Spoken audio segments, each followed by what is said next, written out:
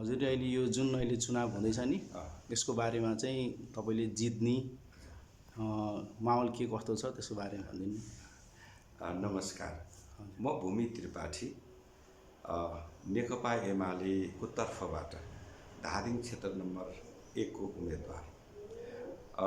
यो निर्वाचनमा हामी जनताको घर दैलोमा गइरहेका छौँ र हाम्रा चुनावी मुद्दाहरू लिएर गएका छौँ।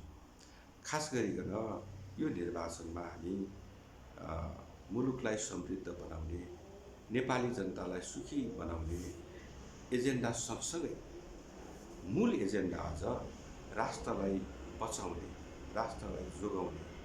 राष्ट्र सङ्कटमा छ। गत भाद्र 23 र 24 गते हाम्रो राष्ट्रमाथि जुन ठुलो षड्यन्त्र भयो, अहिले यति बेला देशमा असंवैधानिक सरकार छ, संविधान र लोकतन्त्र कोमामा छ, राष्ट्र सङ्कटमा छ।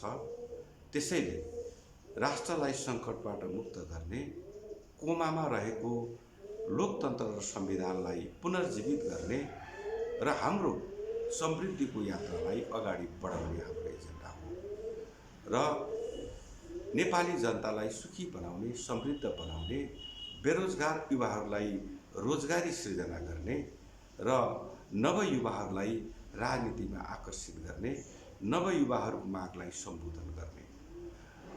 त्यो सँगसँगै हामीले जित्ने आधार के भन्दा जनता।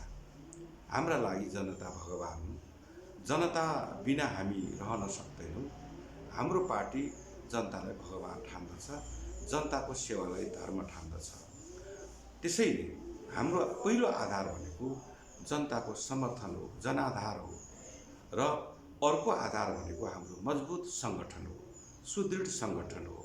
हाम्रो पार्टीको सङ्गठन हरेक टोलमा, बस्तीमा सङ्गठन नभएको ठाउँ कहीँ पनि छैन। हाम्रो सङ्गठित शक्तिले जनताको बिचमा गएर हाम्रा एजेन्डाहरू राख्छ र जनताको अपार माया समर्थन प्राप्त गर्दै हामी विजयी हुने कुरामा कुनै पनि शङ्का छैन। विगतमा हामीले जनताको बिचमा गरेको सेवा, हामीले मौका पाउँदाखेरिमा जनताको काम जुन ढङ्गले गऱ्यौँ, त्यो देखेर पनि हामीप्रति जनता आकर्षित छन् र मतदाता हामीलाई भोट हाल्न आतुर छन्। म फेरि पनि अनुरोध गर्छु, सम्पूर्ण आदरणीय मतदाताहरूसँग म विनम्रतापूर्वक अनुरोध गर्छु, तपाईहरूको मतको मात्रै होइन, मनको प्रतिनिधि हुन चाहन्छु। म तपाईहरूको मतको अपेक्षा गर्दछु। धन्यवाद। हस्, धन्यवाद।